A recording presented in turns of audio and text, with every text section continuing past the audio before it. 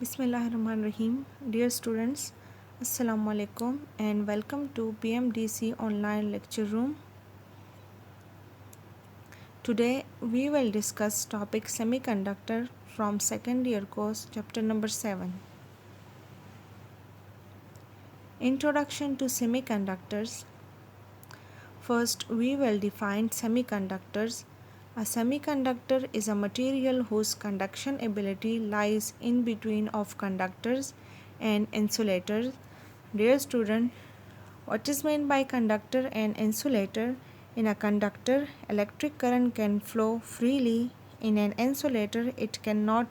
Metals such as copper are conductor, while most non-metallic solids are said to be good insulator. And semiconductor is a material whose conduction ability lies in between of these two. Look at the examples. Semiconductor can be pure elements like germanium and silicon, or compounds such as gallium arsenide etc. Semiconductor हमारे पास या तो pure elements भी हो सकते हैं जैसे कि germanium and silicon, या compound like gallium arsenide etcetera. In terms of energy bands, semiconductor can be defined as those material which have almost an empty conduction band and almost filled valence band with a very narrow energy gap of order 1 electron volt separating the two. Dear students, अगर हम energy bands के term में semiconductor को define करना चाहें तो semiconductor हमारे पास in term of energy bands वो मटेरियल है जिसका जो कंडक्शन बैंड है वो तकरीबन एम्प्टी होता है और वैलेंस बैंड फिल होता है, और इन दोनों के बीच में जो गैप है वो 1 इलेक्ट्रॉन वोल्ट का है.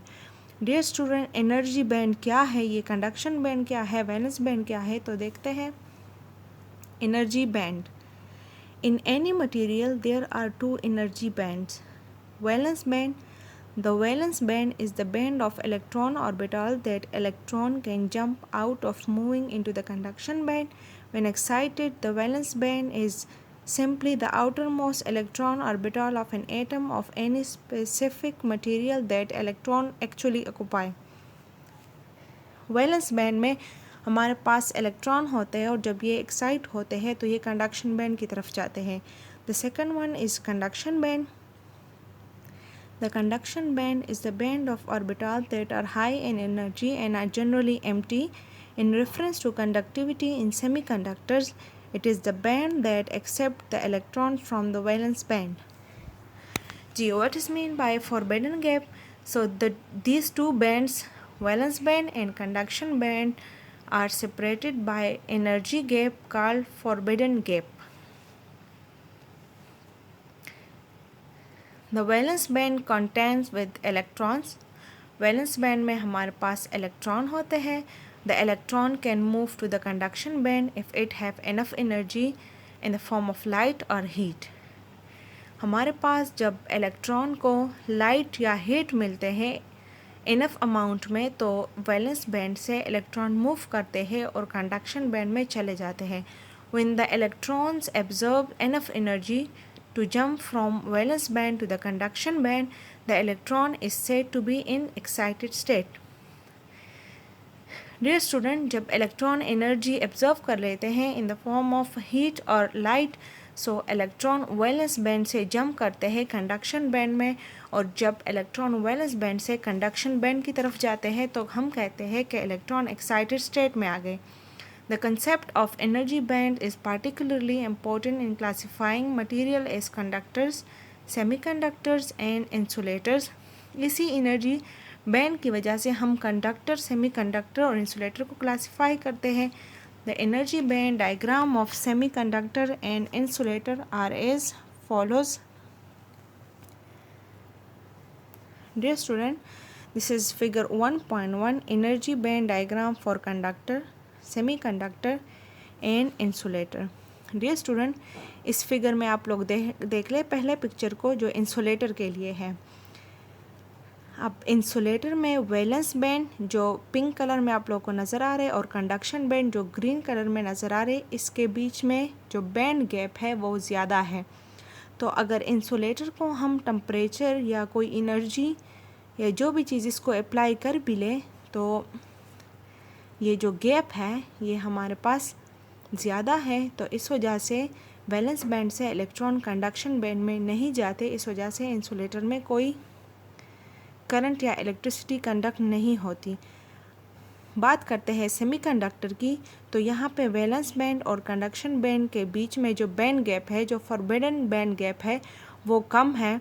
तो अगर हम इसको इनफ एनर्जी प्रोवाइड कर लेते हैं, लिटिल अमाउंट में अगर इसको हम एनर्जी प्रोवाइड कर ले तो वैलेंस बैंड से इलेक्ट्रॉन कंडक्शन बैंड की तरफ चले जाते हैं। जिस तरह आप लोग को सेमीकंडक्टर के पिक्चर में नज़र आ रहा है कि वैलेंस बैंड से इलेक्ट्रॉन 3 इलेक्ट्रॉन, ये जो वाइट नज़र आ रहा है ये पीछे होल रह गए हैं और इलेक्ट्रॉन वैलेंस बैंड से कंडक्शन बैंड की तरफ चले गए हैं। तो सेमीकंडक्टर में करंट पास हो सकता है अगर हम इसको इनफ एनर्जी प्रोवाइड कर ले। फिर थर्ड पिक्चर में देख ले, कंडक्टर है तो कंडक्टर में वैलेंस और कंडक्शन बैंड के बीच में गैप नहीं है, तो कंडक्टर में तो इलेक्ट्रिसिटी कंडक्ट करती है और इलेक्ट्रिक करंट इसमें फ्रीली फ्लो करते। As shown in figure 1.1, this figure semiconductor has a smaller forbidden band gap and require less energy to move an electron from the valence band to the conduction band। जिस तरह figure में मैंने आप लोगों से कहा कि सेमीकंडक्टर को के बीच में जो फॉरबिडन गैप बैंड गैप है वो स्मॉलर है, इस वजह से लेस एनर्जी अगर इसको हम दें तो इलेक्ट्रॉन वैलेंस बैंड से कंडक्शन बैंड की तरफ जाते हैं। Therefore for a certain amount of applied voltage more current will flow in the semiconductor than in insulator। Dear student, this is short and easy assignment for you। जो topic मैंने पढ़ाया है उसमें से मैंने बहुत शॉर्ट और इजी क्वेश्चन निकाले हैं as assignment. Why are semiconductors so important, what is mean by forbidden band gap, and what is the value of forbidden gap in semiconductor। And question number 3 is why does pure semiconductor behaves like insulator at absolute zero temperature। Thank you very much।